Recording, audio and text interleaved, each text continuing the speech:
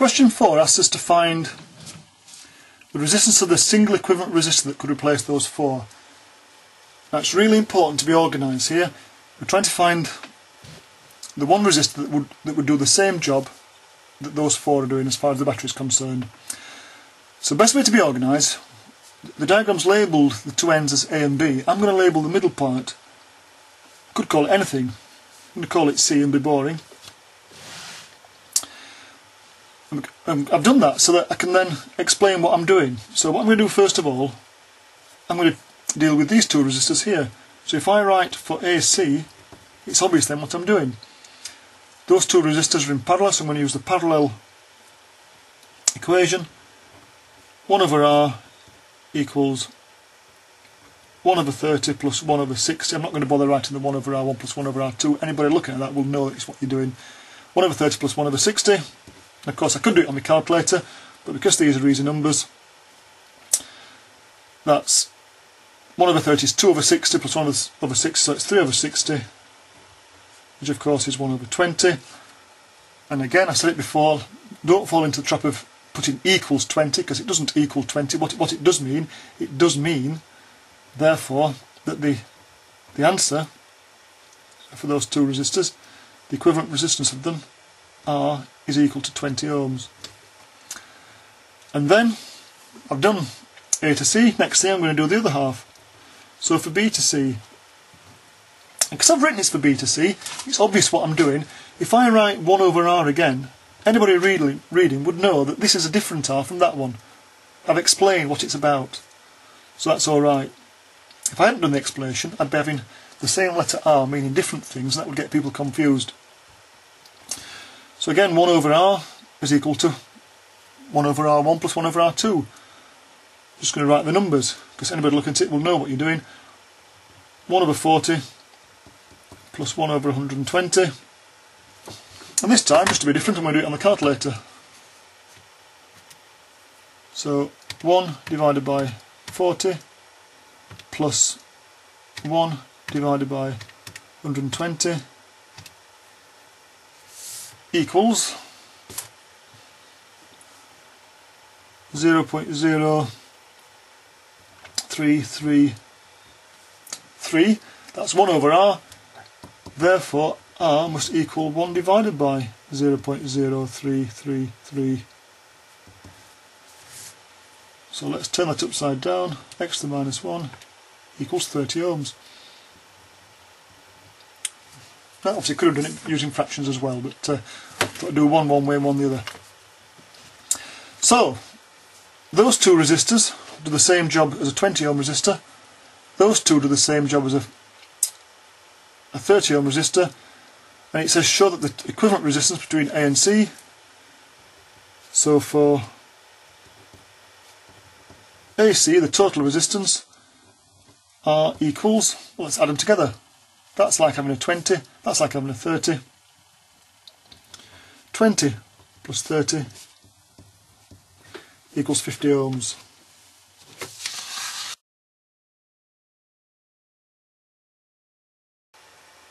Did you spot my schoolboy error then? I said it was for AC, didn't I? What I meant, of course, for the whole thing, I meant AB. Can't bother making the whole video again though. Right, the next bit of the question, it says if R1 is 50 ohms, calculate the current in R1. And again, we've got to take care not to fall into the trap. We know we're going to use V equals IR. There's 24 volts in the battery. It's very tempting to use the 24 volts and the 50 ohms there, but we've got to remember that battery isn't only pushing current through there, it's got to push the current all the way around the whole lot. And we know that resistance is 50 and this lot's 50 as well. So the battery is pushing its current through 100 ohms. And the current through the battery is also the current through that. So to find the current in this resistor, we've got to remember that the battery has got to push its current through 100 ohms. So I equals V over R, which is 24, divided, and this R I've put here is the total resistance for the whole circuit. So that's 50 here and 50 there is 100. 24 divided by 100 is 0.24 amps. For the last part, calculate the current in the 60 ohm resistor. Now there's various ways to do this. What we could do is we could remember that these two resistors behave as if it's 20 ohms, and we could say that the battery is pushing 0.24 amps between A and C, so that's like pushing 0.24 amps through 20 ohms. So we could say V equals I times R, which is 20 times 0.24, so the voltage between A and C will be 20 times 0.24, which is 4.8 volts. And then, once we know the voltage between there, we can sort of stop pretending these two are just one resistor and go back to them being two. And we've got 4.8 volts driving current through 60 ohms. So we could do 4.8 divided by 60, and that will give us the answer. That's one way we could do. That's a little bit complicated. The other way we could do it, we're sort of using V equals IR, but without ever bothering to find V. Because what we know is that when the current gets here, it's going to split up.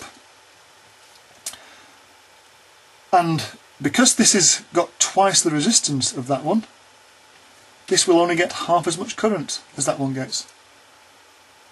So that when we use current times resistance, it's still going to give the same answer for both. So this will be a big current times a small resistance. That will be a small current times a big resistance that are both going to give the same answer. So the current in the 60 ohms must be half the current in the 30 ohm resistor, and since they both got to add together to give 0.24, it must mean that a third of that current will go through this one and 2/3 of it will go through that one. So that's actually the quickest way. Might be a bit more complicated to explain. So for 60 ohm resistor, I equals a third of the total circuit current. A third times 0.24, which is 0.08 amps. Question 5. A heating element for electric fire. A single strand of wire around an insulator. It produces 1.2 kilowatts when connected to the 230 volt mains. Calculate the current. It hasn't used the word power, but it's talking about kilowatts. It obviously is a power question. We know the equation P equals V times I. Let's write that down. But we know the power and the voltage. Got to find the current. So I equals P over V. So we don't fall into the trap. 1.2 kilowatts, we've got to put that into watts. So 1200 divided by 230 is equal to 5.2 amps. So next part, calculate the resistance of the wire. Well, we know the voltage, we know the current, so R equals V over I equals 230 divided by 5.2, 230 divided by 5.2, 44.2 ohms.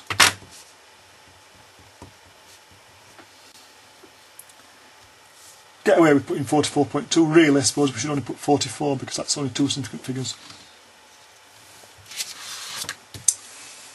Right, the last bit, calculate the length of wire required to make the element. So this is a resistivity question. It tells you the resistivity. So the equation for resistivity that's on your data sheet, the data sheet says ρ equals RA divided by L. You know the resistance, you know the area, you know the resistivity, you're trying to find L, so we rearrange the equation. L equals RA divided by ρ, which is 44.2, or you might just put 44, times the area, and they're being helpful here, they've given you the area, they haven't expected you to work it out for yourself. 9.4 times 10 to the minus 8, divided by the resistivity, 1.1 times 10 to the minus 6. Can't do that in my head, just get the calculator, so let's put 3.8 metres.